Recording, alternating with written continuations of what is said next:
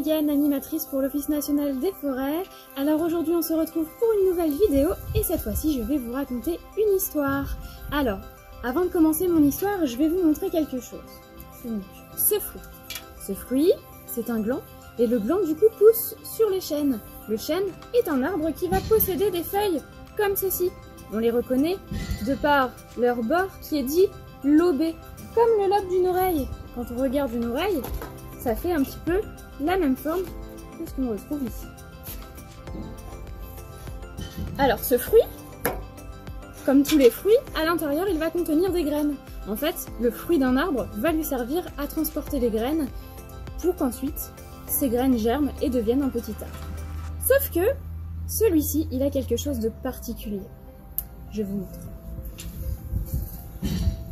Regardez, il a un petit trou. Ce petit trou, c'est un insecte qui a fait ça. Alors, cet insecte, le voici. On l'appelle le balanin. Pour savoir comment est-ce qu'il a fait ça, je vais vous raconter l'histoire de ce balanin. Ouvrez grand vos oreilles. Il était une fois, dans la forêt de Sénart, 3 cousines de la famille des balanins. Un beau jour d'été, munis de leurs grands yeux noirs et de leur nez en forme d'aiguille, le rostre, elles se réunirent. « Bonjour les filles, dit maman balanin éléphant, toutes joyeuses. »« Bonjour, répondirent en chœur maman balanin des glands et maman balanin des noisettes. Qu'allons-nous faire aujourd'hui ? » « Et si on allait pondre des œufs, répondit maman balanin des glands. « Oh oui, allons-y, profitons de ce beau temps. »« D'accord, répondit le balanin de la noisette. Elles partirent donc se balader, pour chercher un endroit où pondre leurs œufs, d'arbre en arbre.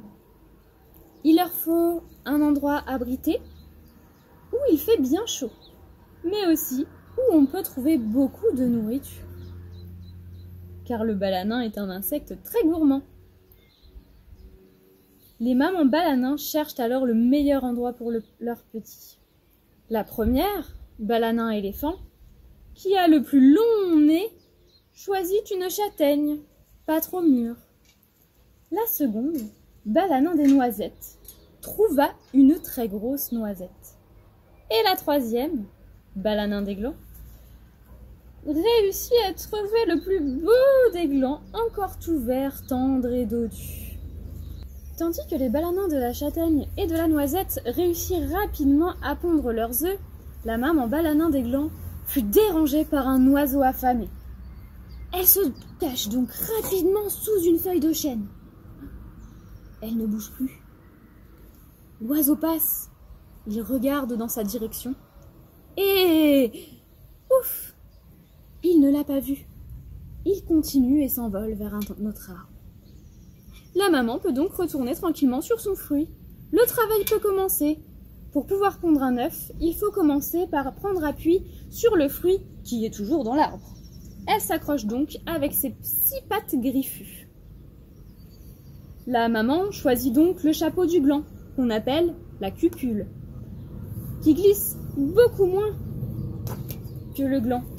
Elle s'y accroche donc avec ses 6 pattes griffues. À l'aide de son long nez, le rostre toujours,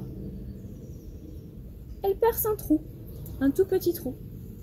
Puis, elle fait demi-tour et pond un œuf à l'intérieur. Quelques temps après, une larve sort de l'œuf. Cette larve a très faim. Elle se nourrit donc tranquillement de l'amande qui se trouve à l'intérieur. Et elle mange, elle mange, elle mange, elle mange encore et encore. Lorsque l'amande est terminée, à l'automne, la larve perce un trou dans la paroi.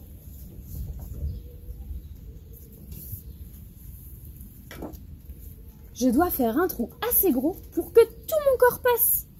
C'est parti! Et elle grignote encore et encore. Une fois que le trou est fabriqué, elle commence par sortir la tête. Elle est tellement grassouillette qu'elle doit faire un gros effort pour passer tout son corps dans le trou. Oh, hiss! Oh, hiss! Ça y est, Notre larve de balanin se laisse glisser le long du gland et fait une chute de plusieurs mètres jusque sur le sol. « Même pas morte, dit-elle. Il faut maintenant que je me creuse une galerie pour passer l'hiver. » Bien qu'elle est dans la terre, la larve passe donc l'hiver. Lorsqu'arrivera le printemps, elle ressortira transformée en un joli balanin adulte.